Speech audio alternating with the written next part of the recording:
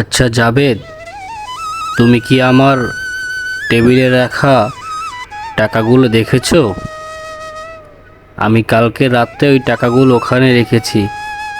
আজকে ওই টাকাগুলো আর দেখতে পাচ্ছি না।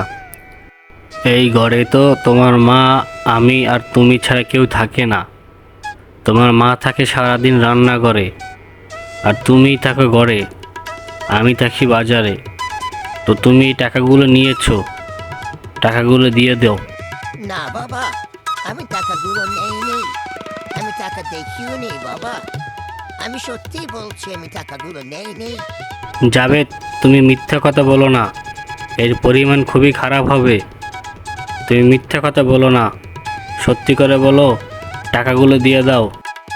জাবেদের বাবা যখন জাবেদকে চোর সাব্যস্ত করে, তখন জাবেদ কান্না করে তার রুমের দিকে চলে যায়।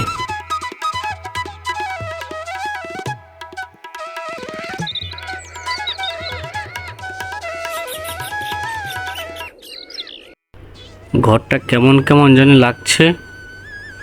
ঘরের দেয়ালে ঘড়িটা কোথায় গেল?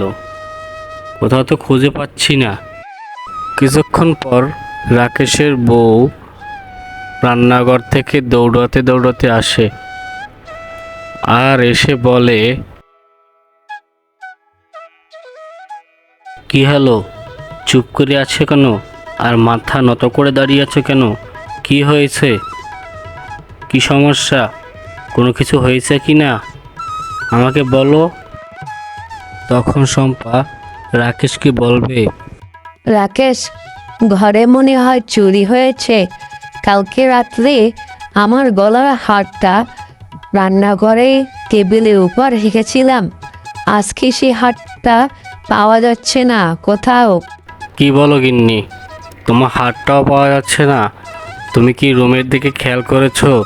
আমাদের রুমের দেয়ালের ঘড়িটাও কিন্তু নেই।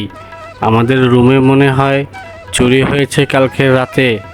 চলো, আমাদের সিসিটিভি তো আছে, সিসিটিভি ফুটেজ চেক করলেই জানা যাবে কি হয়েছে।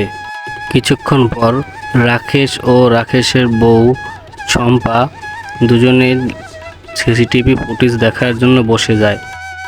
রাকেশ সিসিটিভি ফুটেজে দেখে যে সে নিজেই তার টাকাগুলো, ঘড়ি, স্বর্ণ সবগুলো সে নিজেই রাতে ঘুমের ঘোরে নিয়ে বাইরে চলে যাচ্ছে এবং একটি বটগাছের তলে সেগুলো রেখে দিয়ে আছে।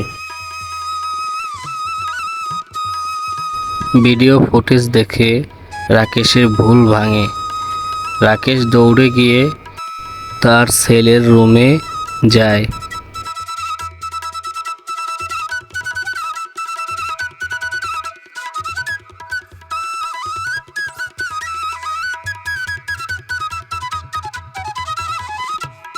রাকেশ বাবা, তুই আমার উপর রাগ করেছিস?